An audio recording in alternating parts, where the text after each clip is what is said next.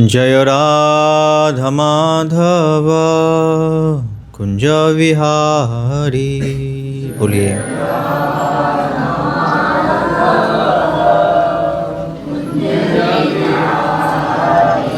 जय राधा माधव कुंज विहारी। जय राधा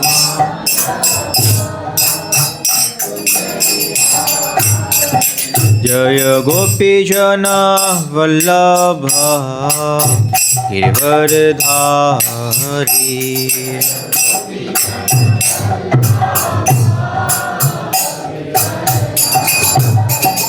जय गोपी जना वल्लभ गिरिवरधारी। जय गोपी वल्लभ गिरिवर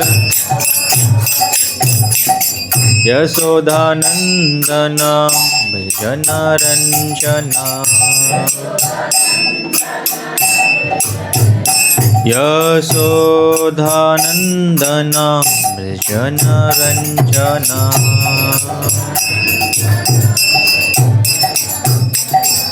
यमुना तीरा वनचारी।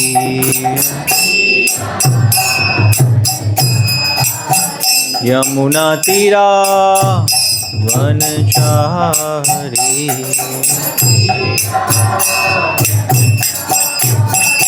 जय राधा माधव कुंज विहारी।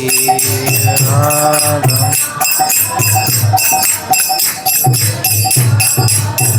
जय राधा माधव कुंज विहारी।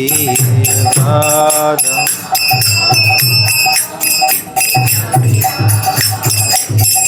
हरे कृष्णा कृष्ण कृष्ण हरे हरे। हरे राम राम राम हरे हरे। हरे सभी गाइए।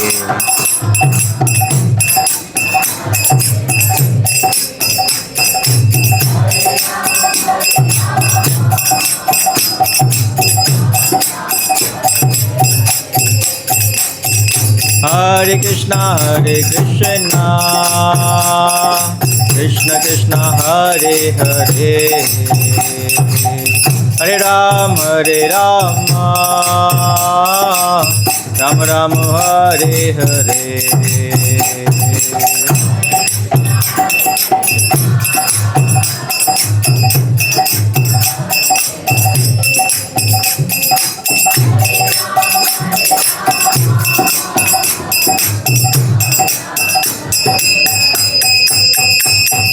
हरे कृष्णा कृष्ण कृष्ण हरे हरे। हरे राम राम राम हरे हरे।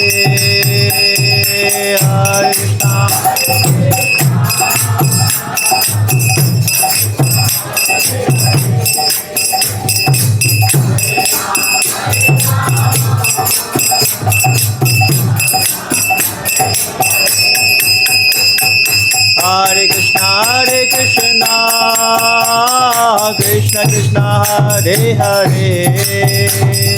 हरे राम राम राम हरे हरे।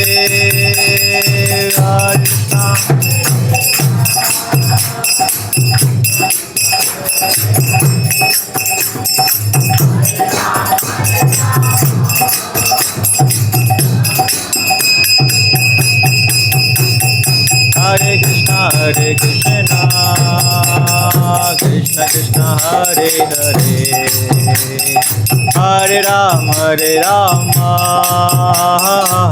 राम राम हरे हरे।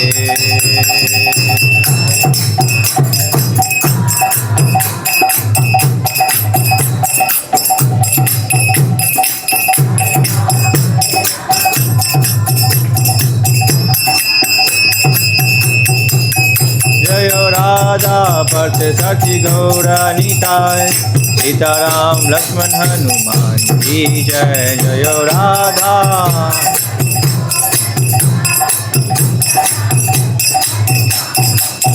जय जगन्नाथ जय बलदेवा सुभद्रा जय सुदर्शना जय जगन्नाथ।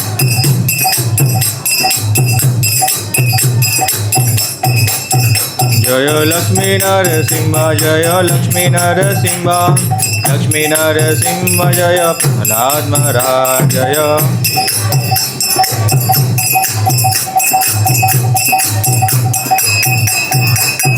प्रभुपाद प्रभुपाद प्रभुपाद प्रभुपाद जय जय।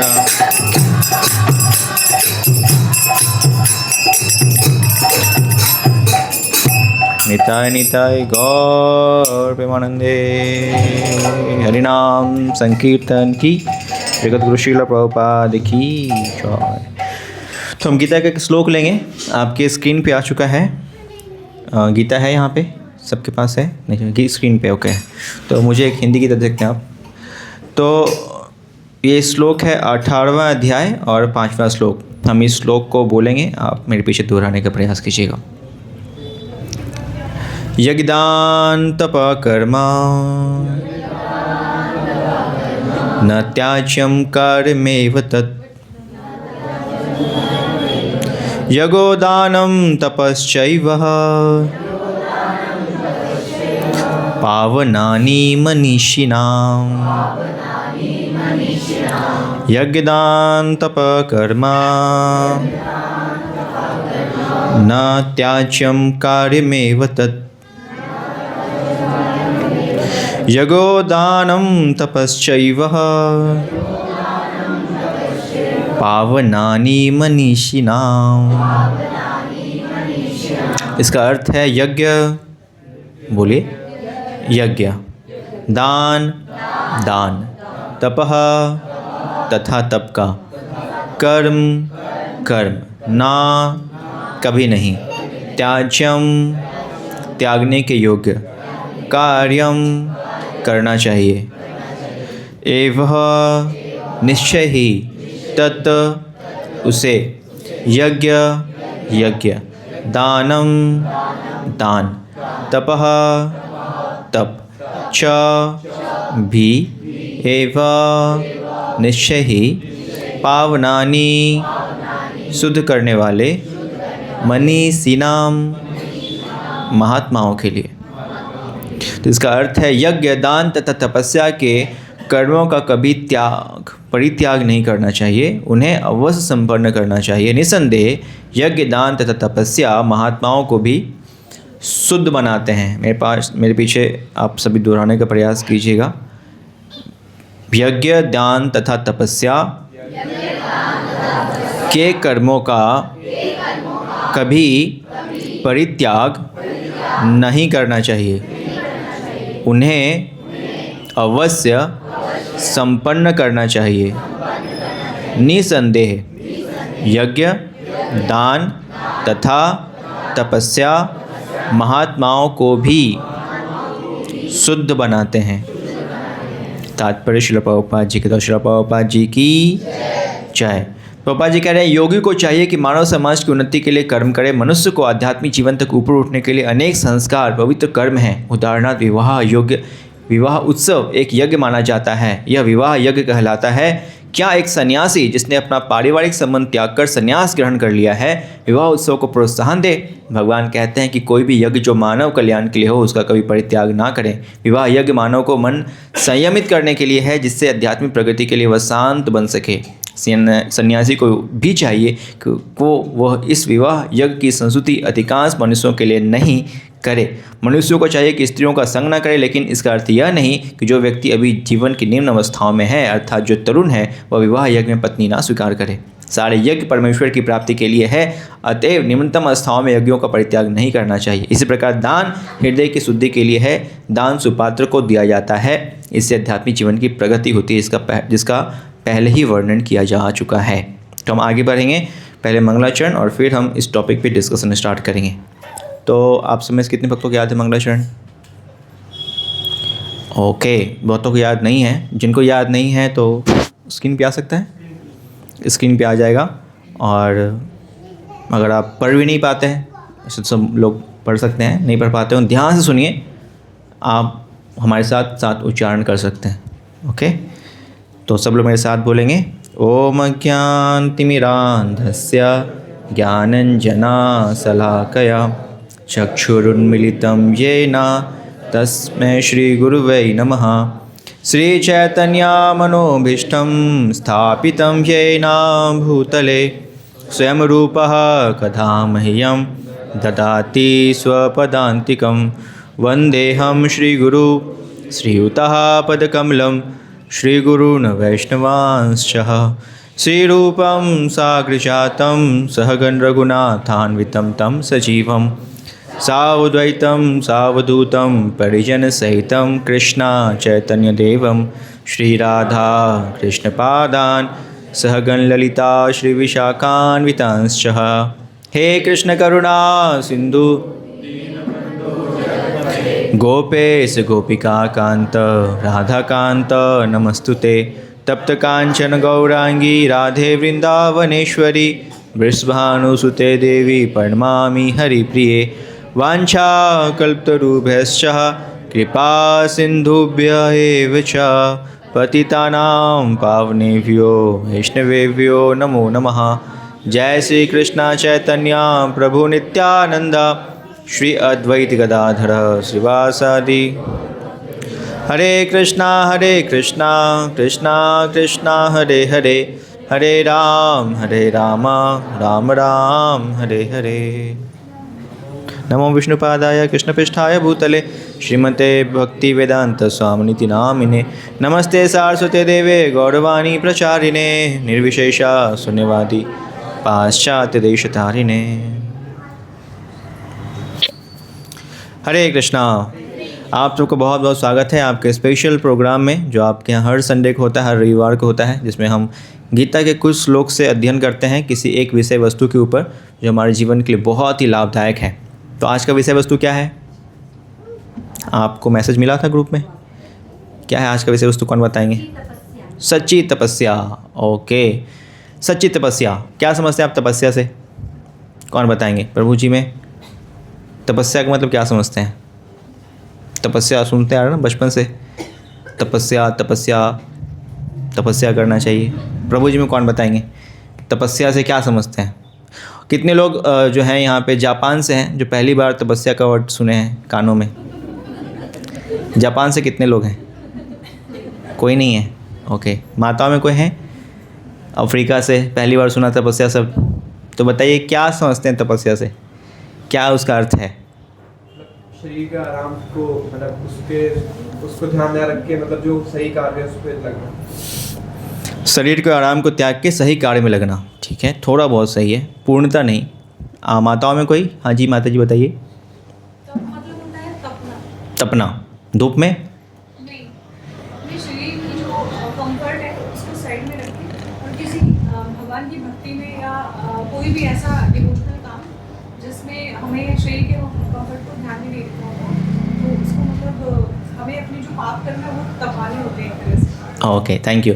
तो इसका सिंपल मीनिंग प्रभुपाद जी कहते हैं तपस्या मतलब क्या होता है कि actually tapasya means voluntarily rejecting things which are comfortable to us and accepting those thing that is discomfortable to us to please supreme personality of godhead Krishna. ये भक्ति के लिए है कि जो आराम हमें दे रहा है उन चीज़ों को त्यागना है, और जो हमें वास्तव में कष्ट दे रहा है उसको क्या करना है? स्वीकार करना है। किसके लिए? भगवान के लिए। ये वास्तव में तपस्या है, ये है असली तपस्या। और नकली तपस्या क्या है? नकली तपस्या है नकली कार्यों के लिए ये तपस्या उठाना, नकली संबंधों के लिए, नकली चीज़ों के लिए, टेम्पोररी चीज़ों के लिए, टेम्पोररी सुख प्राप्त करने के लिए। ये क्या है? नकली तपस्या। क्योंकि वो हो ही रहा है किसके लिए? नकली चीज़ों के लिए हो रहा है, कहते हैं नकली तपस्या। जाए लाइक शिला भक्ति सिद्धांत ठाकुर जी महाराज एग्जाम्पल देते हैं, डेकोरेटिंग ए डेड बॉडी। एक मृत शरीर को बहुत सुंदर सजा दो आप, उसको तिलक लगा दो, उसको आईब्रोज बना दो, उसको क्या क्रीम आता है वो फेयर एंड लवली, उससे गोरा कर दो, लेकिन है क्या वो? डेड बॉडी है। तो कोई फ़ायदा है? नहीं है। तो वास्तविकता में देखा जाए तो हम सब जितने कार्य कर रहे हैं मॉर्निंग से लेकर इवनिंग तक, किसके लिए कर रहे हैं? किसके लिए कर रहे हैं बताइए? शरीर के लिए कर रहे हैं। हाँ या ना? डरना क्या है इसमें? हाँ या ना? खुल के बोलिए, किसके लिए कर रहे हैं? शरीर के लिए कर रहे हैं। तो ये जो हमारी तपस्या है, सो कॉल जो तपस्या, हम कहते हैं कि प्रभु जी बहुत बिजी हैं, हम कहते हैं ना, क्लास जब होता है तो बुलाते हैं, कॉल करते हैं भक्त लोग, प्रभु जी आइए आज हम गीता क्लास कर रहे हैं। नहीं प्रभु जी आज बहुत बिजी हैं, आज ये करना है वो करना है। आप डिटेल में जाओगे, चाहे खुद के लिए चाहे किसी और व्यक्ति के लिए, वो व्यक्ति जो कह रहा है कि मैं बहुत बिजी हूँ, बिल्कुल समय नहीं है, वो किसके लिए समय निकाल रहा है वहाँ पे? अपने शरीर के लिए, जो कि क्या है? टेम्पररी है, नकली है। तो इसलिए जो भी तपस्याएं शारीरिक होती हैं शरीर के सुख के लिए, वो क्या है? वास्तव में नकली तपस्या। और असली तपस्या किसके लिए? जो असली है। तो आपका टॉपिक है आज का रियल तपस्या ना। तो असली तपस्या किसके लिए? जो कि असली। असली क्या है? इस संसार में दो चीज़ें असली हैं, श्रील प्रभुपाद जी कहते हैं। एक तो हम आत्मा, संसार की अगर बात करें तो, और दूसरा हरि नाम। हरे कृष्णा कृष्णा कृष्णा हरे हरे, हरे राम राम राम हरे हरे। ऑब्वियसली हरि नाम जो है वो भगवान से अभिन्न है। हरि नाम मतलब साक्षात भगवान। तो जो हरि नाम है वो लिविंग है, जैसे सोल लिविंग है, वैसे ही गोलोकेरा प्रेमाधना हरि नाम संकीर्तना, ये भी लिविंग है। तो हरि नाम के लिए जो तपस्याएं करते हैं, यानी भक्ति के लिए तपस्याएं करते हैं, भगवान की तपस्याएं करते हैं, वो क्या है? रियल तपस्या है। और जो हम तपस्याएं सो कॉल कर रहे हैं बचपन से लेके अभी तक, जिसकी में ट्रेनिंग दी गई है और हम करना चाहते हैं, जिसमें हम बहुत अधिक लिप्त हैं, खोए हुए हैं, वो तपस्या क्या है? नकली तपस्या। तो असली तपस्या, नकली तपस्या, डेफिनेशन क्लियर है? तो क्लास ख़त्म हो गया। यही क्लास था ना। असली तपस्या क्या है? नहीं, यहाँ पे क्लास क्या होता है? शुरू होता है। क्यों शुरू होता है? क्योंकि हमने जान तो लिया क्या है, लेकिन कैसे किया जाए, क्यों किया जाए, ये हमने नहीं जाना है। तो इसको हम जानने का प्रयास करते हैं। क्या है, क्यों किया जाए और कैसे किया जाए, ये किसी विषय वस्तु को समझने के लिए बहुत ही महत्वपूर्ण है। तो श्रीमद् भागवतम में और भक्ति रसामृत सिंधु ग्रंथ में भी 4th चैप्टर में श्रील प्रभुपाद जी एक जगह कहते हैं, क्लेश 3 प्रकार के होते हैं। दुख कितने प्रकार के होते हैं? 3 प्रकार के। सुना आप लोगों ने? आपने कई बार क्लास में सुना होगा, डिवाइस हमारे सेमिनार होता है उसमें। बताएंगे क्या क्या है? आदि भौतिक किसी दूसरे जीव के द्वारा, दूसरा आदि दैविक किसके द्वारा? देवताओं के द्वारा, है ना। और तीसरा आध्यात्मिक बैठे बैठे मन के द्वारा, शरीर के द्वारा। ये 3 प्रकार कष्ट होते हैं। लेकिन एनओडी में भक्ति रसामृत सिंधु ग्रंथ के अंदर 4th चैप्टर में ही प्रभुपाद जी बताते हैं कि 3 प्रकार के सुख भी होते हैं। ये आपने पढ़ा है कभी? ध्यान से नहीं पढ़ा होगा, इसलिए प्रभुपाद जी कहते हैं मेरे किताबों को ध्यान से पढ़ा करो। तो 3 प्रकार सुख कौन कौन से हैं? पहला सुख है विषयी सुख। क्या है? विषयी मतलब शरीर से संबंधित सुख, जो नकली सुख कहते हैं आप, वह है विषयी सुख। सुख नंबर 2, दूसरा प्रकार, वो क्या है? ब्रह्म सुख। क्या है? ब्रह्म सुख, जो कि सूक्ष्म शरीर से कहीं ना कहीं जुड़ा होता है, मन, बुद्धि और अहंकार, इससे जुड़ा हुआ है, वह है ब्रह्म सुख। और तीसरा है वह है आपका ईश्वरीय सुख। तो ईश्वरीय सुख किसके लिए जुड़ा हुआ है? आत्मा से। आत्मा जो परमात्मा के लिए कार्य करते हैं तो क्या कहते हैं हम? ईश्वरीय सुख। ईश मतलब भगवान, उनके लिए जो हम तपस्याएं करते हैं। तो ये तीनों लोग जो हैं, जो विषयी सुख वाले हैं, जो ब्रह्म वाले हैं और जो ईश्वरीय वाले हैं, 3 प्रकार लोग मिलेंगे आपको संसार में। एक विषयी वाले जो पूरे आपके छतरपुर में फैले हुए हैं, जहाँ देखे सब किस में लगे हुए हैं? विषयी सुख। विषयी सुख मतलब अपनी इंद्रियों को संतुष्ट करने के पीछे क्या है? वो पागल है। हाँ या ना? है ना। जिसको देखो वही अपनी इंद्रियों को संतुष्ट करना चाहता है। आँख, कान, जीवा, इनको संतुष्ट कर, त्वचा, जरणांग, इनको संतुष्ट करना चाहता है। तो ये विषयी सुख वाले, इनके जीवन का लक्ष्य क्या है? इनके जीवन का लक्ष्य क्या है? केवल और केवल अपने इंद्रियों को आनंद प्रदान करना, ये विषयी सुख वालों का लक्ष्य है। ये जीवन भर तपस्याएं करते रहते हैं, बहुत सारी तपस्याएं करते हैं, हार्ड वर्क करते हैं, 24 घंटे में से 16 घंटा 18 घंटा काम करते हैं, लेकिन क्या उद्देश्य होता है? कुछ खाने के लिए अच्छा मिल जाए, 2 BHK से 5 BHK मिल जाए, है कि नहीं? अगर ईयरफोन है तो क्या मिल जाए? हेडफोन मिल जाए। हाँ, तो इसके लिए पागल है वो। ये है विषयी सुख वाले। बट इसके ऊपर जो सेकेंड लेवल वो क्या है? ब्रह्म सुख। इसमें वो लोग होते हैं वो कहते हैं सो कॉल्ड त्यागी हैं, जैसे कि समाज के पढ़े लिखे लोग, सो कॉल्ड पढ़े लिखे लोग, साइंटिस्ट, प्रोफेसर्स, ये भी बहुत अधिक इंद्रिय तृप्ति कार्य में नहीं लगे होते हैं। इनको आप नहीं देखो कि खड़े हो गए समोसे की दुकान पे, चाट की दुकान पे, और घंटों बर्बाद कर क्या कर रहे हैं वो क्या चाट और समोसे खा रहे हैं। ये आपने देखो डॉक्टर्स प्रोफेसर बैठ के ऐसे टाइम पास करते हैं। वो जैसे ही टाइम मिलता है क्या करते हैं वो, या तो पढ़ाई करेंगे या कुछ एक्टिविटी करेंगे, सोशल एक्टिविटी करेंगे, पॉलिटिक्स में जाएंगे, है ना, कुछ ब्रह्म सुख, मन बुद्धि और अहंकार के पीछे भागते हैं। और इसका हाई लेवल है जो सो कॉल्ड मायावादी होते हैं या तपस्वी होते हैं, ब्रह्मवादी होते हैं, ब्रह्म कुमारी जो आपने सुना होगा सो कॉल्ड। ये लोग क्या करते हैं? सांसारिक सुख नहीं भोगते हैं। वो देखो वाइट कपड़े पहन लेंगे या फिर सब कुछ त्याग करते हैं, वो घर से अलग हो जाते हैं, वो भी शादी नहीं करते हैं, है ना। तो ये भी क्या है? ब्रह्म सुख वाले हैं। तो इनका अल्टीमेट गोल क्या होता है? लक्ष्य क्या होता है? जो सबसे टॉप गोल है इनका वो क्या होता है? इसमें भगवान से एकाकार हो जाना या फिर भगवान से जाकर के मिल जाना। ये ब्रह्म सुख वाले हैं। भगवान के ब्रह्म में भगवान के शरीर से प्रकाश निकल रहा है, उसमें जाके वो मिलना चाहते हैं। इनके जीवन की सारी तपस्याएं मॉर्निंग टू इवनिंग किसके लिए होती है? ब्रह्म सुख के लिए। भगवान से जाकर के मिलना चाहते हैं या फिर भगवान ही बनना चाहते हैं अगर मायावादी हैं तो। बट थर्ड वन, तीसरा जो सबसे ऊपर है वो क्या है? ईश्वरीय सुख। ईश्वरीय सुख के अंदर क्या है? जो भगवान की प्रसन्नता के लिए तपस्याएं करते हैं मॉर्निंग टू इवनिंग। इनको क्या कहेंगे आप लोग? इनको क्या कहेंगे? जो ऐसे लोग हैं जो भगवान की तपस्याएं करते हैं, इनको क्या कहेंगे आप? वैष्णव या फिर भक्त कह सकते हैं, है ना। जो भक्त हैं वो वैष्णव हैं। भक्ति मतलब विष्णु भक्ति, ये भी कॉन्सेप्ट आ गया। भक्ति मतलब काली भक्ति, दुर्गा भक्ति। तो प्रभुपाद जी बहुत मुश्किल कहते हैं भक्ति मतलब ओनली विष्णु भक्ति।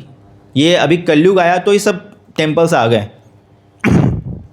दुर्गा मंदिर और शिव मंदिर, गणेश मंदिर, ये सब टेम्पल्स कलयुग में अभी कुछ साल पहले, लगभग 1000 साल से इंट्रोड्यूस हुए हैं। उसके पहले मंदिर मतलब केवल और केवल विष्णु जी का मंदिर। हाँ, वहाँ पे सेवा होती थी, लोग को फिक्स माइंड था। तो ये है ईश्वरीय सुख, इसके लिए तपस्याएं करते हैं। तो ये सबसे बेस्ट है। इसमें लोग क्या करते हैं? 24 आवर इंगेज रहते हैं भगवान की सेवा करने में। तो ये ईश्वरीय सुख है। तपस्या तो करनी पड़ेगी, बिना तपस्या के इस जीवन में संसार में कोई भी नहीं है। हर व्यक्ति क्या कर रहा है?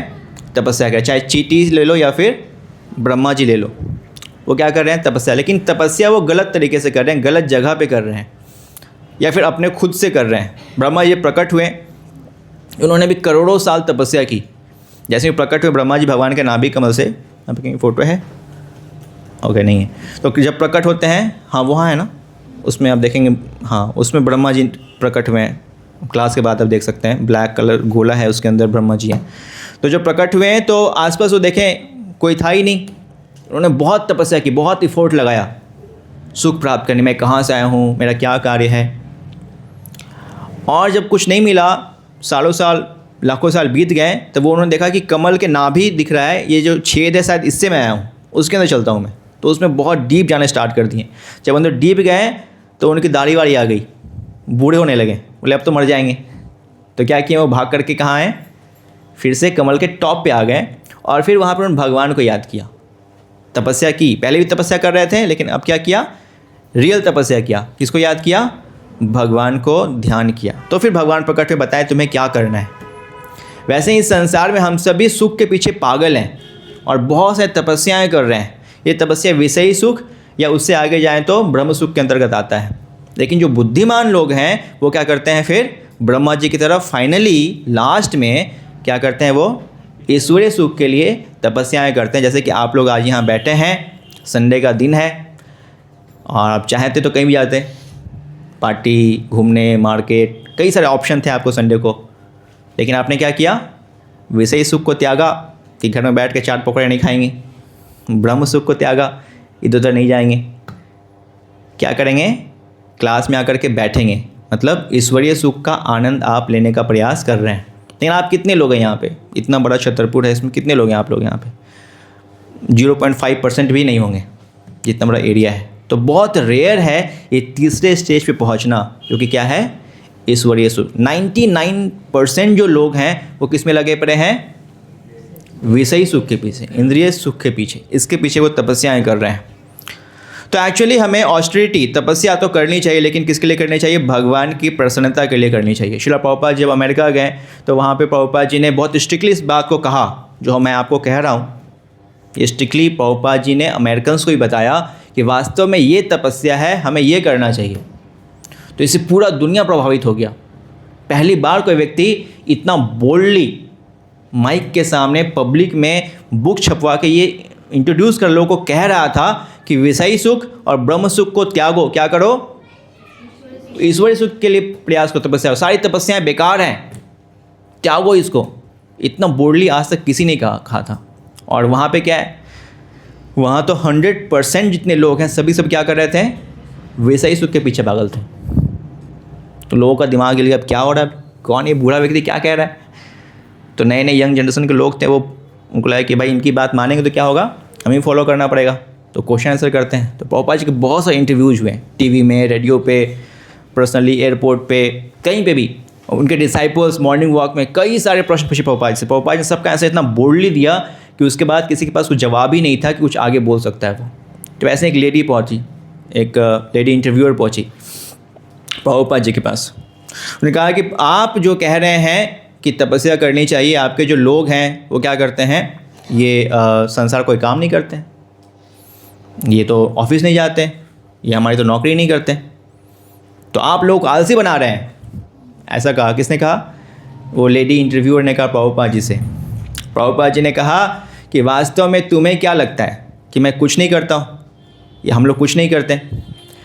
मैं पर्सनली, प्रभुपाद जी अपने बारे में बताएं कि मैं पर्सनली पूरे दिन में 24 घंटे में केवल 2 घंटे सोता हूँ, और अभी तक मैंने 5 से 7 बार पूरे विश्व का भ्रमण करके रखा हुआ है। तुमने कितने बार किया बताओ। लेडी भी चुप हो गई कि संसार में कोई व्यक्ति 2 घंटा सो सकता है क्या, नहीं। 22 घंटे काम, प्रभुपाद जी 22 घंटे काम करते थे। और प्रभुपाद जी ने कहा कि ये जो मेरे डिसाइपल्स हैं, आपको लग रहा है कि कुछ नहीं करते हैं, ये वास्तव में किसके लिए कार्य कर रहे हैं, जो रियल है आत्मा उसके लिए कार्य कर रहे हैं। आप सब विषयी सुख के पीछे पागल हैं, किसके लिए कार्य कर रहे हैं, आत्मा के लिए, ईश्वरीय सुख के लिए। ये वास्तव में रियल है। तो कई लोगों ने कहा प्रभुपाद जी से कि 16 माला करना है, 4 नियम पालन करना है। तो अगर हम 4 नियम फॉलो करेंगे तो सब कुछ छूट ही जाएगा, क्योंकि वहाँ तो अमेरिकन में जाएंगे, अमेरिका के देश में क्या है, वो 4 नियम अच्छे से तोड़ते हैं हर दिन। तो उन्होंने कहा कि फिर तो जीवन ही क्या है। तो कई लोग ऐसे जो प्रभुपाद जी ने इंट्रोड्यूस किया, तो कई लोग छोड़ के भाग गए, बोले नहीं हम नहीं गीता की बात मानेंगे, हम नहीं फॉलो करेंगे। तो ये बहुत ही इंपॉर्टेंट है। क्या इंपॉर्टेंट है कि हम क्या करें, ये 4 नियम स्ट्रिक्टली फॉलो करें। अदरवाइज प्रभुपाद जी कहते हैं कि 4 नियम हम फॉलो नहीं कर रहे तो कैसे हम पशु के समान हैं। जो मनुष्य है वो 4 नियम जरूर फॉलो करना चाहिए उसे, otherwise we are like animal. तो अगला प्रश्न आता है कि ऑस्टेरिटी क्या है, तो फिर क्यों करें। तो क्यों करें, क्योंकि हमें अपने धर्म को बचाना है। वी आर, हम लोग कौन है, आत्मा है, तो हमें उसको बचाना है। श्रील प्रभुपाद एग्जाम्पल लेते हैं, धर्म का रियल मतलब क्या है, मीनिंग क्या है। जैसे कि पानी क्या है, हमेशा लिक्विड फॉर्म में है। पानी अगर ठोस बन जाए क्या बोलें उसको, बर्फ़ बोलेंगे। बर्फ़ को आप कोई पानी बोलते हो, वो तो बर्फ़ है। नींबू कैसा है, नींबू खट्टा है। चीनी कैसा है, चीनी मीठा है। तो हर एक का अपना धर्म है। तो धर्म को बचाने के लिए उसे तपस्या करनी पड़ती है। अगर वो घुल जाए, अगर पानी बोले नहीं मैं तो लिक्विड नहीं रहूँगा, रहूँगी या रहूँगा, जो भी है, मैं सॉलिड बन जाऊँगा, ये बन जाऊँगी, जो भी है, इट बोलते हैं इंग्लिश में। तो वो अपना धर्म छोड़ देगा, उसको हम पानी नहीं बोलेंगे, बर्फ़ नहीं बोलेंगे। एक बार एक बहुत बड़ा म्यूजियम था, उसके अंदर एक सुंदर सा मूर्ति रखा था वाइट मार्बल का, और पूरा जो कमरा था वो कमरा भी वाइट मार्बल का था। तो एक व्यक्ति अंदर जाता है और जा कर के वो देखता है, तो क्या चेक करता है, वो बोलता है ये भी वाइट मार्बल है और मेरे पाँव के नीचे भी क्या है, वाइट मार्बल है, दीवारें भी कैसी हैं, वाइट मार्बल है। तो अपने बगल वाले से प्रश्न पूछता है कि इस वाले मार्बल में, या इस वाले मार्बल जो मेरे पाँव के नीचे है ये भी वाइट है, सेम मार्बल है, और ये जो मूर्ति रखी है बीच में ये भी सेम मार्बल है, बट इस पे तो हम चढ़ रहे हैं, चढ़े हुए हैं, इसके ऊपर पाँव रख के खड़े हैं, लेकिन इस मार्बल के ऊपर जो बीच में रखा है इसके आप 5 मीटर दूर ही आपको रहना है। वहाँ पे बाउंड्री लगी थी कि आप छू नहीं सकते उस मूर्ति को, उसको छूने भी दिया नहीं जा रहा है, बस आप आंखों से देखो उसको। तो ऐसा क्या इस पत्थर में और उस पत्थर में अंतर है? उसने पूछा अपने फ्रेंड से जो साथ में गए थे। तो क्या आंसर दिया होगा फ्रेंड ने, बताइए? हाँ, कौन बता रहे हैं, बताइए? तपस्या से हुआ है। क्या क्या उस पत्थर ने और उस पत्थर में? दोनों सेम है, भाई भाई है दोनों। हाँ, very very smart answer, thank you very much. क्या नाम आपका? सॉरी, अमन प्रभु, हरि बोल। ये परफेक्ट आंसर है। वो जो पत्थर था बीच में, उसने क्या किया, तपस्या स्वीकार किया उसने। तो लोग उसकी क्या कर रहे हैं, उसकी पूजा कर रहे हैं या सेंटर में रख के उसको दूर से देख रहे हैं। लेकिन जिसने तपस्या स्वीकार नहीं किया, जैसे छेनी पड़ा तो क्या किया, वो टूट गया, सहन नहीं किया, तो क्या किया, उसको साइड करो, हटाओ, इसको कहाँ रखेंगे, इसको पाँव के नीचे। लेकिन जिसने तपस्या स्वीकार कर ली उसको कहाँ रखा गया, कहाँ रखा गया, सेंटर में। क्योंकि उसने क्या किया है, उतनी बार, हर बार जब भी छेनी मारा गया, हथौड़ा मारा गया, तो पत्थर ने क्या किया, उसको सहना स्वीकार कर लिया, इसलिए वो क्या है, बीच में। सोचो कितने बार उसको छेनी और हथौड़े से सहना पड़ा होगा। एक एक जो कोना होता है ना, नाक बनाने के लिए, आँख बनाने के लिए, उतने बार क्या करना पड़ता है, पत्थर को छेनी से मारना पड़ता है। लाखों बार उसने हथौड़ा सहा, तब जाके वो बीच में खड़ा है। लेकिन उस पत्थर ने क्या बोला, मैं क्यों सहूँगा, मैं अलग हो जाऊँगा। तो उसको प्लेन किया गया और नीचे बिछा दिया गया। इसे तपस्या करना इससे जरूरी है, क्योंकि तपस्या से हम निखर के आते हैं बाहर। सोना को भी बहुत अधिक ताप सहन करना पड़ता है, तब जाके वो क्या बनता है, सोना बनता है।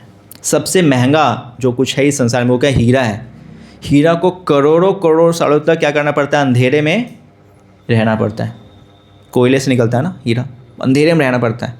और जब हीरा बाहर निकलता है वो ऐसा नहीं होता बहुत चमकदार, उसके कोने कोने पे क्या करना पड़ता है, उसको हथौड़ा से तो नहीं, अभी तो बहुत ही पतली पतली मशीन आती है, उस मशीन से उसको बारीकली फाइन करते, हटाते हैं गंदगी को। उतने बार उसको उस दर्द को सहना पड़ता है, तब जाके वो क्या बनता है, वो हीरा बनता है, राइट। तो हमें भी अपने धर्म को बचाने के लिए वास्तव में तपस्या करनी चाहिए, और ये हमें सहन करना पड़ेगा। तो अभी क्या है, लोग विषयी सुख के पीछे पागल हैं, तो धर्म को भूल चुके हैं और तपस्या करना स्वीकार नहीं करते। जैसे कि आप लोग यहाँ बैठे हो, आप लोग तपस्या कर रहे हैं, बहुत कुछ आपने त्याग किया, ब्रह्म सुख, विषयी सुख को त्याग किया, और नहीं मैं तो ईश्वरीय सुख के लिए जाना चाहती हूँ या चाहता हूँ, तो आप लोग यहाँ पे आए। वैसे ही अगर इस बात को आप कंटिन्यूसली फॉलो करोगे तो क्या बन जाएंगे आप, एक दिन ईश्वरीय सुख को प्राप्त कर लेंगे। अगर रेगुलरली करते रहें आजीवन, तो ईश्वरीय सुख को 100% गारंटेड स्वीकार अगर करते हैं इस तपस्याओं को, तो आपको ईश्वरीय सुख मिलेगा। अदरवाइज नहीं, हम विषयी सुख पे आए तो ठीक है भैया, जाइए विषयी सुख के पीछे।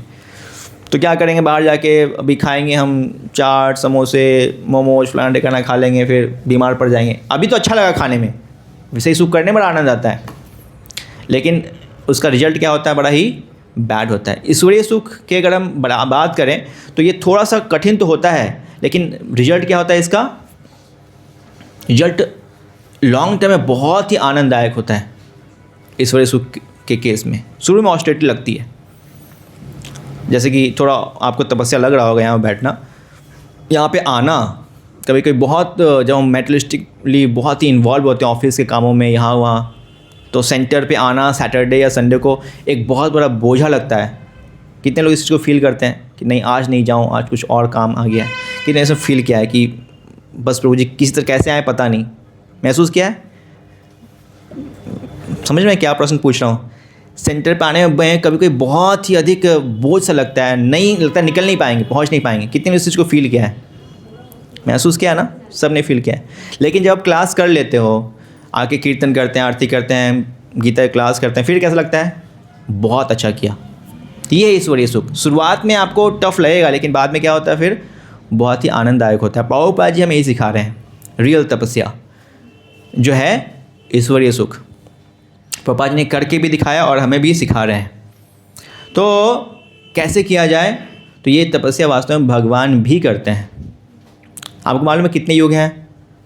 युग कितने हैं? 4, सतयुग, त्रेता, द्वापर और कलयुग। इन 4 युगों में सबसे अधिक शुद्ध लोग जिनका हृदय बड़ा ही कोमल है वो कब होते हैं? सतयुग में। उसके बाद त्रेता में हृदय क्या होता है? बहुत ही कठोर, फिर और कठोर, और कलयुग में तो पूरा ही कठोर। तो भगवान क्या करते हैं, जब कलयुग में की बात करें और सतयुग, त्रेता, द्वापर के बाद सतयुग में जब भगवान आते हैं, फर्स्ट युग में जब भगवान आते हैं, तो भगवान का फॉर्म बड़ा ही उग्र होता है। किस रूप में आते हैं वो? नरसिंहदेव भगवान की। उसमें लोग क्या है, वो बहुत ही हृदय कठोर नहीं है, पवित्र हैं, तो भगवान को स्वीकार कर लेते हैं नरसिंहदेव के रूप में, बहुत ही उग्र हैं। लेकिन जब जो लोग हैं वो क्या करते हैं, वो पापी बनना स्टार्ट कर देते हैं, कठोर बनना स्टार्ट करते हैं। भगवान क्या करते हैं फिर? अधिक विनम्र होना स्टार्ट करते हैं।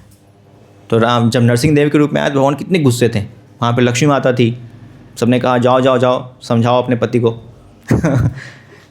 क्योंकि उनके पास कोई जा ही नहीं रहा था। तो लक्ष्मी माता क्या बोली? नहीं नहीं नहीं, मैं नहीं जाऊँगी। क्यों भेजा लक्ष्मी माता को? क्योंकि जनरली क्या होता है, पति जो होते हैं अपने पति से कंट्रोल में आ जाते हैं, मतलब ये तो कंट्रोल कर ही लेंगे, चाहे कितना भी संसार लड़ लो। बाहर भले ही दबंग बन के घूमते हैं, लेकिन जैसे घर में घुसेंगे तो पत्नी ने कहा सब्जी नहीं लाए, सॉरी वहाँ बेगी बेली बन जाते हैं। तो क्या अब आप तो पत्नी हैं, आप तो जाके शांत करें अपने पति को। माता बोली नहीं नहीं, मैंने आज तक ऐसा उग्र रूप नहीं देखा, मैं नहीं जाने वाली। वो तुरंत ही गायब हो गई, चली गई वहाँ से। फिर ब्रह्मा जी को बोला आप जाइए प्रभु। ब्रह्मा जी कहा मैं तो बूढ़ा हो गया हूँ, मेरी दाढ़ी बड़ी बड़ी हो गई। और भगवान जब थे नरसिंहदेव के रूप में क्या था, भगवान के मुख से और भगवान अनंत शेष के मुख से क्या हो रहा था, बहुत तेज़ गर्मी आ रही थी। अनंत शेष तो लिटरली आग निकल रहा था। ब्रह्मा जी बोले जाऊँगा तो मेरा दाढ़ी वाड़ी सब जल जाएगा। ब्रह्मा जी भी नहीं गए, उन्होंने तपस्या स्वीकार नहीं की। फाइनली किसको भेजा गया? प्रहलाद महाराज को भेजा गया। अब प्रहलाद महाराज जैसे ही जाते हैं, भगवान उनको गोद में लगा करके उनको पुचकारते हैं, उनको चाटते हैं, क्योंकि भगवान शेर के रूप में है, बाघ के रूप में है, सिंह के रूप में है, एक्चुअली सिम्हा, नरसिम्हा। तो भगवान पुचकारते हैं, चाटते हैं एक्चुअली।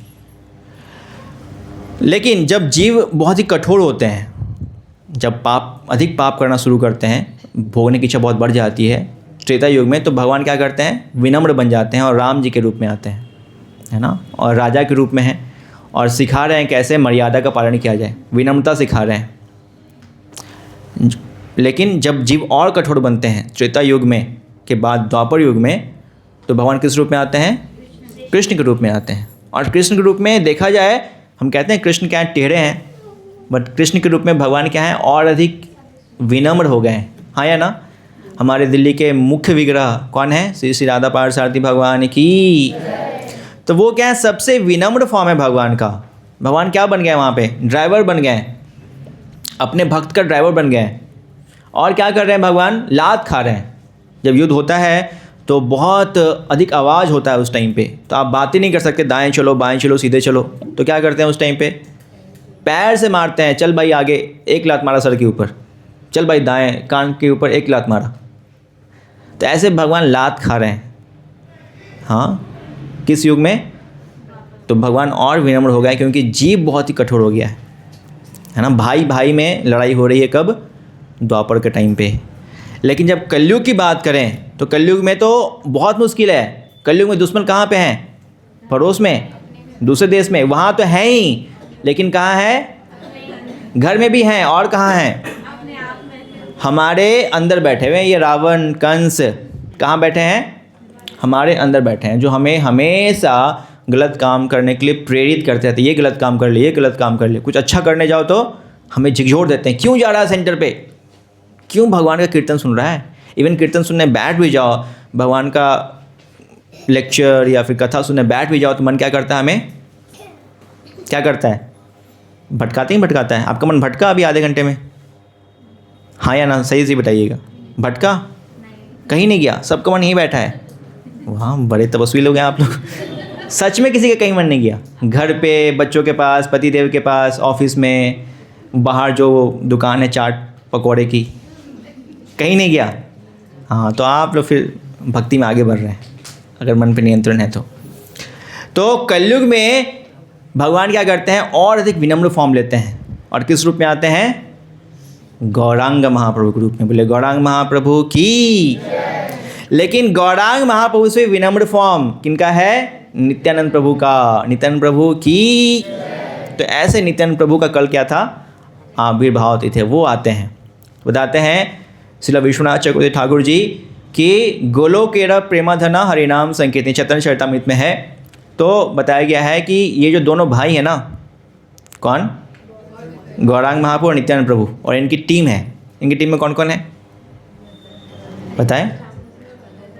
गदाधर और अद्वैताचार्य, और ये लोग इनकी टीम है। तो इन दोनों, ये दोनों लीडर हैं, नेता हैं। इन्होंने क्या किया? गोलोक से डकैती की। किसकी डकैती की? किसकी डकैती की? गोलोकेरा प्रेमधन हरिनाम। तो प्रेमधन, वहाँ पे गोलोक में actually there is no difference between name and नामिनी। जो पर्सन उसको होल्ड करता है और जो जिसका नाम है उसमें कोई अंतर नहीं है। आप बोलो नींबू नींबू, नींबू नींबू नींबू, खट्टा लगा आपको? आज प्रसाद में क्या है बता दिए। ऑफरिंग तो हो ही गया होगा। क्या है? अच्छा, दाल मखनी है। एक ही आइटम, चलो दाल मखनी। तो आज आपको दाल मखनी नहीं मिलेगा। आप सबको बोलना है 1 मिनट के लिए दाल मखनी। बोलिए दाल मखनी, दाल मखनी, दाल मखनी, दाल मखनी। स्वाद आया? नहीं देंगे तो काम चल जाएगा ना। आ गया माता जी, बोलिए आ गया।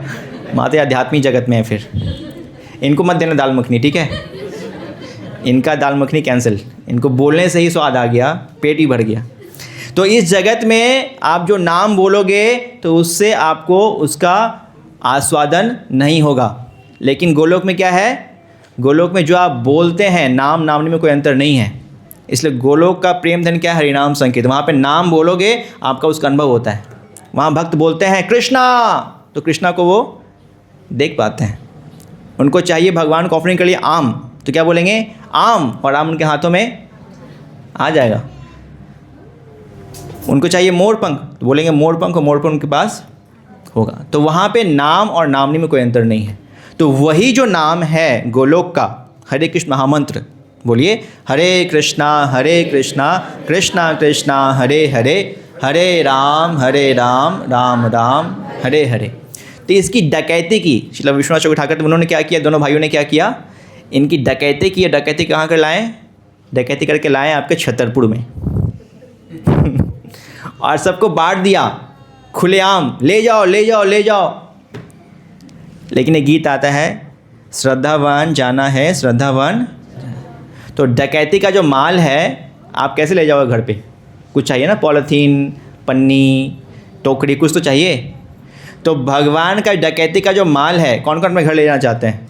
हाथ खड़े कीजिए। भगवान लाए तो ऊपर से, लेकिन ले जाना चाहते हैं ना? कौन को लेना चाहते हैं? ओके, तो इसका पात्र है ना? जितना बड़ा पात्र होगा उतना माल आप ले जाओ घर पे। तो उसका पात्र है श्रद्धा। तो जितनी श्रद्धा है उतना ही हम क्या करेंगे? उठा करके ले जाएंगे। जैसे इस क्लास में बहुत लोग बैठे हैं, तो उस क्लास में सबको उतना नहीं मिले जितना सबको मिलेगा, वो हर बराबरी नहीं मिलेगा। किसी को ज़्यादा मिले, किसी को कम मिलेगा ज्ञान या अनुभव या आनंद कह लीजिए। तो कितना आनंद मिलेगा, कितना ज्ञान मिलेगा? जितना उनका श्रद्धा है। जैसे भगवान को भोग लगाते हैं ना, तो अलग कटोरी होती है। एक कटोरी होती है मिश्री दाने की, तो कितना छोटा, कटोरी छोटा सा होता है, पीतल का इतना कटोरी। तो इतना बड़ा अगर श्रद्धा है तो क्या मिलेगा? इतना ही प्रेम मिलेगा आपको। तो ये डकैती का माल फ्री में मिल रहा है, लेकिन हमें क्या करना पड़ेगा? श्रद्धा को एक्चुअली बढ़ाना पड़ेगा।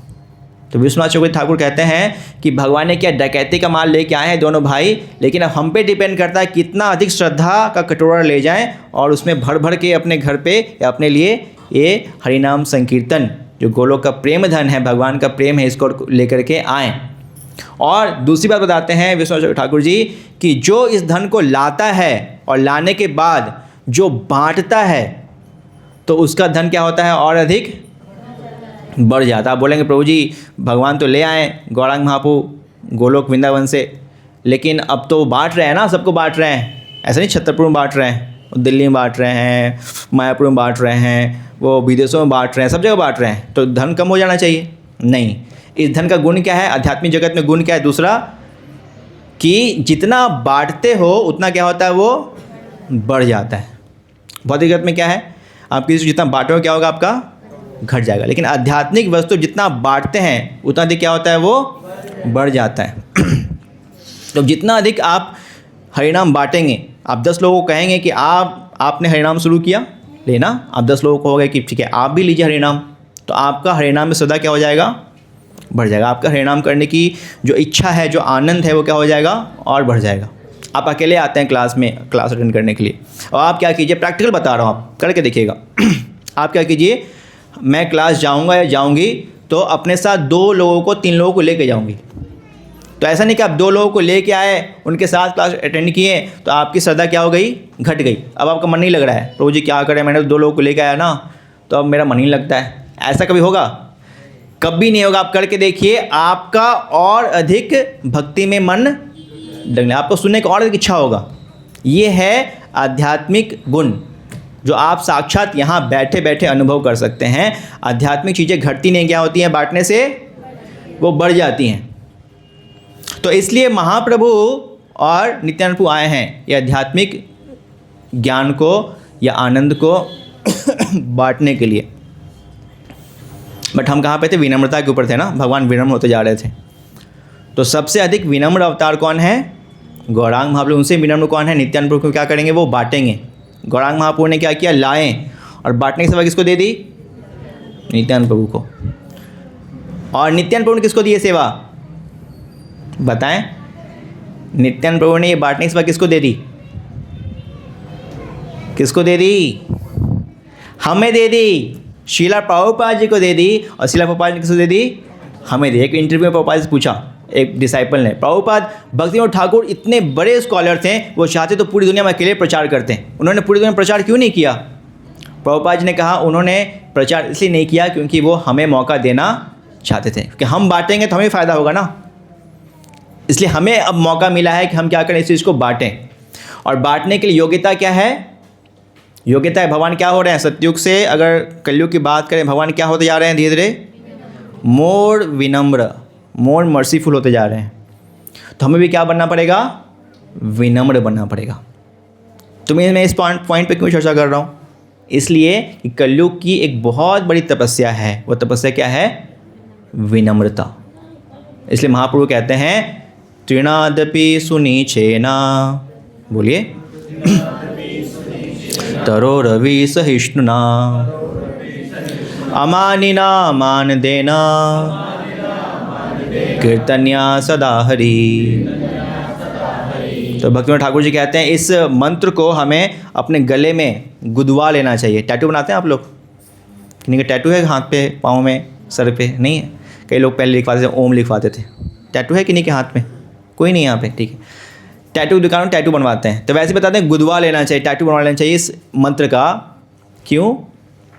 क्योंकि ये मूल मंत्र है। अगर हम आजीवन भगवान की भक्ति करना चाहते हैं तो आप में से कितने लोग आजीवन भक्ति करना चाहते हैं, आजीवन भगवान का नाम लेना चाहते हैं, नाम लेना चाहते हैं, आजीवन में भक्ति करती रहूँ?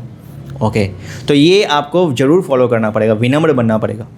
विनम्रता की तपस्या महाप्रभु ने दी हमें, जो हमें आजीवन पालन करना पड़ेगा, तो जाके हम आजीवन हरिनाम ले सकते हैं, भक्तों का संग में रह सकते हैं, और फिर भगवान के धाम जा सकते हैं। अदरवाइज नहीं और नहीं और नहीं जा सकते हैं। तो विनम्रता एक सबसे बड़ी तपस्या है, भगवान स्वयं कर रहे हैं। और श्रीला प्रभुपाद जी ने क्या, श्रीला प्रभुपाद जी अमेरिका गए तो वहाँ पे प्रभुपाद जी अकेले गए थे, कुछ नहीं था उनके पास, कुछ किताबें थी बस। प्रभुपाद जी वहाँ पे जब भक्त लोग ऐसे क्लास आप लोग करते क्या होता है, फिर हम सेवा बांटते हैं। प्रभु आप जो है बर्तन क्या देख लेना, आप डिस्ट्रीब्यूशन कर लेना, आप क्लीनिंग कर लेना, आप माइक सेट कर लेना, आप यूट्यूब पे लाइव कर देना, आप जो है वो क्लास सेंटर क्लोज कर देना। कितनी सेवाएं बांट देते हैं। प्रभुपाद जी अकेले सेंटर खोलते भी थे, लोगों को बैठाते भी थे, करताल मृदंग सेट भी करते थे, लोगों के लिए कुकिंग भी करते थे। और जब सब लोग चले जाते थे प्रभुपाद जी सबके बर्तन भी धोते थे उठा करके। वो आते थे, फॉरेनर थे, वो उठा खाएं और खा के हाथ धोएं भी। विनम्रता नहीं भी है तो विनम्र बनना पड़ता है। कितने डिस्ट्रीब्यूशन किया अभी मैराथन में, कितने भक्तों ने गीता बांटी, हाथ खड़े कीजिए। सबने बांटी गीता? अच्छा, बहुत कम लोगों ने बांटा, लेकिन स्कोर तो आपका अच्छा गया था। देखो मैंने अच्छा, करने वाले बहुत हैं। अच्छा, कई लोग आए भी नहीं हैं, प्रचार कार्य में लगे पड़े हैं तो अभी क्या वहाँ पे जाके आप बोलते हो, ए भाई गीता ले ले, सुना गीता ले, ऐसे बोलते हो आप? क्या बोलते हो? हरे कृष्णा प्लीज़ आइए देखिए कितनी सुंदर किताब है गीता। विनम्र बनना ही पड़ता है। तो हम प्रीचिंग करने जाएंगे तो विनम्र बनना ही पड़ेगा। और यही शिक्षा हमें महाप्रभु ने दी, अभी से हमें नित्यानंद प्रभु ने, नित्यानंद प्रभु जो महाप्रभु ने कहा कि जाइए प्रचार करने, तो नित्यानंद प्रभु क्या कर रहे थे, वो घर घर जाके बोल रहे थे, नॉक करके, भाई हरि नाम ले लीजिए, सबका नाम लीजिए, भगवान का नाम लो, हरे कृष्णा बोलो। कुछ लोग बोलते थे, कुछ लोग बोलते नहीं थे। कई लोग तो गाली देते थे, कई लोग बोलते थे कि ये देखो आ गए 2 चोर, अब क्या करेंगे, रात में फिर से आएंगे और क्या करेंगे, घर के सारे सामान उठा के ले जाएंगे। कुछ लोग तो पत्थर मारते थे। तो इतना कुछ था। महाप्रभु स्वयं जो भगवान कृष्ण हैं और नित्यानंद प्रभु स्वयं जो बलराम हैं, उनको जगाई मगाई जैसे दुष्टों ने क्या किया, सर ही फोड़ दिया प्रचार के कार्य के दौरान। लेकिन फिर भी वो विनम्रता का त्याग नहीं किए, विनम्रता को पकड़े रहे। हमें सिखाया, एक्चुअली क्यों कर रहे हैं ऐसा, वो हमें सिखा रहे हैं कि कैसे हमें एक्चुअली विनम्र बन के रहना चाहिए, राइट। प्रभुपाद जी कहते हैं कई बार अपने लेक्चर्स में कि अगर हमें अपने बहू को सिखाना है तो क्या करना पड़ेगा, बेटी को डांटना पड़ता है ना। कई बार प्रभुपाद जी कहते हैं हम लेक्चर्स में, जैसे बहू को सिखाना है, क्या सिखाना है कि दूध मुझे रात में बिल्कुल गर्मा गर्म चाहिए, तो बहू अब नहीं आई है, बोलेंगे तो बिगड़ जाएगी। तो बहू को बोलेंगे डायरेक्टली, क्या बोलेंगे, बेटी को बोलेंगे, सुन बेटी, अगर तूने कल से दूध ठंडा दिया तो घर से बाहर निकाल दूंगा, समझा, समझी, जो भी है। तो बहू वहीं पे बैठी होगी और क्या बोलेगी, अरे भाई इस घर में तो बड़ा मुश्किल है इस घर में क्या करना पड़ेगा, रात में दूध सबको गर्मा गर्म देना पड़ेगा। वो कभी गलती करेगी? नहीं करेगी। वैसे भगवान ऐसे बड़े बड़े कष्ट किसको देते हैं, खुद लेते हैं और अपने भक्तों को सहने के लिए देते हैं। तो प्रभुपाद जी ने बहुत सारे तपस्याएं की हैं, विनम्रता का पालन किया है। इतना दुविधा होने के बाद, इतना बुढ़ापा होने के बाद, इतनी बीमारी होने के बाद, नित्यानंद प्रभु, प्रहलाद महाराज, कुंती महारानी, मीराबाई, जितने सारे भक्त आप देख लो, उनके जीवन में क्या है, तपस्याओं की तो बाढ़ लगी है। कितना विनम्रता के साथ वो तपस्याओं को सह रहे हैं। और हमें थोड़ी तपस्या आ जाए तो हम क्या करते हैं, सबसे पहले भक्ति को ही छोड़ देते हैं। नहीं अब बहुत तपस्या प्रभु जी, हमसे नहीं होगा, रखिए अपनी माला, हम तो चले कुछ और ही करने, विषयी सुख और ब्रह्म सुख के पीछे। तो तपस्या बहुत ही महत्वपूर्ण है। लास्ट फाइनली मैं ये कहना चाहूँगा, आज के क्लास के लास्ट में टाइम हो चुका है। वेरी इंपॉर्टेंट, तपस्या सबको करनी चाहिए, लेकिन हमें तपस्या किसके करनी चाहिए, ईश्वरीय सुख के लिए करनी चाहिए। और ये तपस्या में सबसे बड़ी तपस्या कलयुग में क्या है, ऑब्वियसली 16 माला और जो 4 नियम हमें मनुष्य बनाता है। अगर ये तपस्या नहीं कर रहे हैं कोई, अगर हम में से बीच में, तो हम मनुष्य हैं ही नहीं। पापा जी कहते हैं ये क्या तपस्या करो, क्योंकि मनुष्य धर्म का पालन करने के लिए बहुत ही इंपॉर्टेंट है। तो ये तो हम करें ही मनुष्य बनने के लिए, 4 नियम 16 माला, तब ये मनुष्य के कैटेगरी पे आएंगे। अदरवाइज हम लोग पशु ही हैं अगर हम अपने धर्म को पालन नहीं कर रहे हैं। तो मनुष्य का धर्म क्या है, भगवान की सेवा और भगवान की प्रेम। तो जब हम 4 नियम पालन करते हैं और भगवान का नाम लेते हैं, तो हम एक्चुअली अपने धर्म को बचा कर रखते हैं, तो हम मनुष्य बन जाते हैं। Otherwise we are like animal. Second lesson. और तीसरा लेसन क्या है ऐसी क्लास का, कैसे हम ये भक्ति को, ईश्वरीय सुख को प्राप्त कर सकते हैं, विनम्रता का पालन करके। तो विनम्र जब बनेंगे तो क्या होगा, हम ऑटोमेटिकली धर्म के नियमों का भी इंक्लाइन हो जाएंगे और फिर हम मनुष्य बनेंगे और फिर ईश्वरीय सुख के लिए भी आगे बढ़ेंगे। विनम्रता होगा तभी हम आगे भक्ति में बढ़ सकते हैं। ये महाप्रभु ने सिखाया, भगवान ने सिखाया, विनम्रता के साथ हमें हर एक जो जीवन के अप्स एंड डाउन उसको सहना चाहिए और इसे भगवान से जोड़ के देखना चाहिए। हमें क्या लगता है कि नहीं हम अपने बल पे कर लेंगे, नहीं, हम कुछ भी करते हैं तो भगवान के बल के कारण ही। इसलिए भगवान का एक नाम क्या है, बलराम। तो आध्यात्मिक शक्ति कौन देते हैं, नित्यानंद बलराम ही देते हैं। तो हमें उनके लिए हमेशा शरणागत रहना चाहिए, तभी जा कर के हम एक्चुअली भक्ति में आगे बढ़ पाएंगे। और ये रियल तपस्या है, भगवान के लिए तपस्या करना, जो भी हमें इंस्ट्रक्शंस मिले हैं अपने गुरुजनों के द्वारा। Thank you very much. Hare Krishna. Srila Prabhupada की जय। Time is up. तो एनी क्वेश्चन है तो आप पूछ सकते हैं, कोई प्रश्न है तो आप पूछ सकते हैं।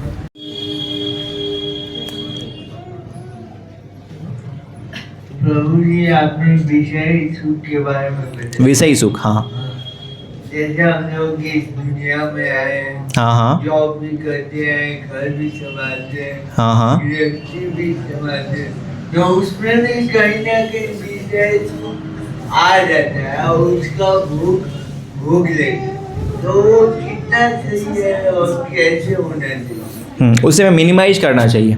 जैसे कि मान लो बहुत इच्छा है खाने की, अभी गृहस्थी में हैं, बच्चे हैं, बच्चे जिद करेंगे पापा मैगी चाहिए, मेरे को मैगी खिलाओ, तो क्या करेंगे, हम जाएंगे मैगी खरीद के ले आएंगे दुकान से लहसुन प्याज वाला, नहीं, हम क्या उसमें ऐड करेंगे, क्या ऐड करेंगे, तपस्या ऐड करेंगे। मैगी तो लाएंगे क्योंकि अब बच्चों का डिमांड है, हम गृहस्थी आश्रम में हैं, मैगी लाएंगे खरीद के, लेकिन कौन सा लाएंगे जिसके अंदर ओनियन गार्लिक नहीं है। और क्या करेंगे फिर मैगी बनाने के बाद, भगवान को ऑफरिंग करेंगे और फिर बच्चे को बोलेंगे ठीक है बेटा आप खा लो। तो ऐसे विषयी सुख की इच्छा है, लेकिन उसमें अगर हम भगवान को ऐड कर दें तो क्या बन जाएगा, वो तपस्या बन जाएगा, वो भगवान की प्रसन्नता के लिए हो जाएगा। तो उससे हम एक्चुअली ईश्वरीय सुख में कन्वर्ट कर सकते हैं। जो विषयी सुख है उसमें हम क्या कर सकते हैं, उसको कन्वर्सन ईश्वरीय सुख में कर सकते हैं। तो कब करेंगे, जब हमेशा उसमें भगवान को ऐड करेंगे तब ऐसा पॉसिबल है। ठीक है, और कोई प्रश्न है? यस माता जी, एंड देन आप। मैं ये पूछना चाहती हूँ, विनम्र बनने के लिए क्या क्या करना चाहिए? विनम्र बनने के लिए क्या क्या करना चाहिए? सबसे इंपॉर्टेंट जो आज की क्लास से टीचिंग्स है, विनम्र बनने के लिए हमें प्रचार करना चाहिए, जो हमारे अभी के टाइम पे बहुत इंपॉर्टेंट है। प्रचार करने के लिए भगवान कलयुग में आए, किस रूप में, कृष्ण आए गौरांग महाप्रभु रूप में और बलराम जी आए नित्यानंद प्रभु के रूप में। तो विनम्र बनने का सबसे ईजी तरीका है, क्या करें हम, भगवान के नाम का, भगवान के गुण का, लीला का हम प्रचार करें। और दूसरा तरीका ये है कि जब भी कुछ ऐसी कंडीशनिंग आती है लाइफ के अंदर, अप्स एंड डाउन्स आते हैं और हमें विनम्र बनना है, तो हमें उसके लिए भगवान को प्रार्थना करना चाहिए। हमें क्या होता है, हम अपने बल पे करना चाहते हैं तो हम क्या होता है, विनम्र नहीं बन पाते हैं। तो जैसे हम भगवान से प्रार्थनाएं करेंगे तो अपने आप हाथ जुड़ जाता है और हाथ सर क्या होता है, नीचे हो जाता है। तो हमें हमेशा अपना प्रयास तो करें, लेकिन साथ साथ हाथ जोड़ के भगवान से प्रार्थना भी करना चाहिए, इससे विनम्रता आती है। श्रील प्रभुपाद जी ने एक बार कहा, I can kick Maya with my foot. एक बार भक्त ने पूछा, प्रभुपाद जी आप माया में गिर जाएंगे? प्रभुपाद जी ने कहा, मैं अब माया को तो अपने पाँव से मारूंगा, माया मुझे कभी गिरा नहीं सकती। लेकिन अगले दिन क्या हुआ, अगले दिन प्रभुपाद जी मंगल आरती में गए तो वहाँ प्रभुपाद जी हाथ जोड़ के, आंखों में आंसू आ रहे हैं प्रभुपाद जी के, और प्रभुपाद जी रोते हुए हाथ जोड़ के प्रार्थना कर रहे हैं। तो भक्त ने पूछा ये क्या हो रहा है? तो उन्होंने पूछा कि प्रभुपाद आप रो क्यों रहे हैं, प्रार्थना क्यों कर रहे हैं? आपने तो कहा कि आप माया को क्या करोगे, पाँव से मारोगे, और आप माया से बचने के लिए ये हाथ जोड़ के प्रार्थना कर रहे हैं। प्रभुपाद जी ने कहा, मैं माया को अपने पाँव से मार सकता हूँ क्योंकि मैं भगवान से उसके लिए विनम्रता के साथ प्रार्थना करता हूँ। तो जब हम प्रार्थना करते हैं तो विनम्रता आती है। तो practical preaching and internally prayers, प्रार्थना। यस माता जी। प्रभु जी, गीता में भगवान जी कहते हैं मैं ही ब्रह्म हूँ। मैं ही ब्रह्म हूँ, हाँ और आप कहते हैं ब्रह्म सुख श्रेष्ठ डिफरेंट है। हाँ तो कैसे जब वो ब्रह्म है और हम उन्हें पालन करते हैं, हाँ हाँ हम उनको अपना डिवोशन दे रहे हैं, तो वही तो ईश्वर है। हाँ। ईश्वर सुख और ब्रह्म सुख इसमें एक और पॉइंट था, अच्छा कि आपने प्रश्न पूछ ले, बताई देता हूँ। तो जो विषयी सुख है ये ग्रॉसली है, मतलब इंद्रिय के लिए, जो 5 इंद्रियां हैं मन है उसके लिए। जब आएंगे हम ब्रह्म के लिए तो ये मन, बुद्धि और अहंकार के लिए, सूक्ष्म शरीर के लिए। और ईश्वरीय सुख किसके लिए है, वह है आत्मा के लिए। तो ब्रह्म भगवान के 3 स्वरूप हैं, ब्रह्मेति, परमात्मेति, भगवानेति। तो ब्रह्म मतलब भगवान का वो स्वरूप जिसमें भगवान के शरीर से प्रकाश निकल रहे हैं, जो प्रकाश का फॉर्म है भगवान का, जिसके अंदर भगवान साक्षात मौजूद हैं स्वरूप के रूप में, तो वो जो ब्रह्म है वो है ब्रह्म। तो भगवान खुद ही कहते हैं मैं ब्रह्म हूँ, लेकिन कौन सा रूप है भगवान का? भगवान का वो रूप जो प्रकाश में रूप है। जैसे सरकार की अगर बात करें, गवर्नमेंट की बात करें, गवर्नमेंट का जो मेन हेड है वो बैठा है आपका उधर दिल्ली में अपने क्वार्टर में, जो मेन है, लेकिन उसकी शक्ति यहाँ भी मौजूद है, हाँ कि नहीं? वो अगर चाह लें, मोदी जी चाह लें, तो क्या हो, अभी पूरे रोड पे बंदी हो जाए, जो जहाँ है वहीं रहेगा, सब जगह लॉक करो, कर्फ्यू लगा दो, तो बैठे हैं वहाँ पे, लेकिन शक्ति उनकी यहाँ पे काम करे। वैसे भगवान तो स्वरूप में है, उनकी शक्ति जो प्रकाश के रूप में है चारों तरफ फैली हुई एनर्जी जो उनकी है, उसको कहते हैं ब्रह्म। तो जो ब्रह्म सुख वाले होते हैं सेकंड कैटेगरी, वो भगवान के साक्षात स्वरूप की पूजा ना करके भगवान के शरीर से निकले प्रकाश यानी शक्ति की पूजा करते हैं। शक्तिमान की सेवा ना करके शक्ति की सेवा करना चाहते हैं या शक्ति से मिलना चाहते हैं, तो ऐसे लोग ब्रह्म सुख के अंतर्गत आते हैं, स्पेशली प्रकाश फॉर्म वाले। हाँ प्रकाश फॉर्म वाला होता है, वो निराकार होता है। हाँ, यस, बिल्कुल सही, है वो साकार। Yes yes. कहते हैं कि मैं निराकार और साकार, जो मुझे जिस रूप में पूछता है मैं उसे उसी रूप में स्वयं को प्राप्त करवाता हूँ। हाँ, तो फिर ये अलग क्यों? उसके आगे भगवान ये भी कहते हैं, लेकिन जो साकार मेरी पूजा करता है, जो मेरी साक्षात पूजा करता है, वो मुझे अधिक प्रिय है। भगवान ने सब बताया, फिर लेकिन नेक्स्ट श्लोक आगे जाएंगे, उसमें भगवान कहते हैं कि मेरे साकार निराकार दोनों फॉर्म है, लेकिन अर्जुन जो मेरी साकार रूप में मेरी पूजा करता है, जो मेरी भक्ति में सेवाओं में लगा हुआ है, क्योंकि निराकार में सेवा नहीं कर सकते आप, वहाँ तो बस पढ़ाई करो, लिखाई करो, ज्ञान से भगवान की तपस्या करो, ध्यान लगाओ, ये हो गया आपका ब्रह्म वाला, ध्यान कर रहे हैं, तपस्या सेवा नहीं करेंगे। लेकिन भगवान आगे कहते हैं कि जो मेरी सेवा करता है वो मुझे अधिक प्रिय है। इसलिए भगवान ने गीता में जो पूरा 7 अध्याय बीच का, 18 अध्याय है गीता में, तो हम डिवाइड करें तो बीच का जो अध्याय है 7 से लेकर 12 तक, वो पूरा भक्ति योग है। उसमें बताया भगवान ने कैसे मेरी सेवा की जाए, और जो ये पार्ट है आपका ध्यान वाला, वो बहुत थोड़ा बताया। भगवान को मालूम है कि कोई फ़ायदा है नहीं बताने का, क्योंकि वो मुझे ज़्यादा पसंद नहीं है। भगवान के आप ही सोचो ना, आप घर में बैठे हो, कोई आपके बिल्डिंग को चमका रहा है, पेंटिंग कर दिया, बिल्डिंग में पॉलिश कर दिया, आप अंदर बैठे हो भूखे, तो आपको क्या पसंद आएगा? जो आपसे मिलेगा, पर्सनली बातें करे, आपसे सेवा करेगा।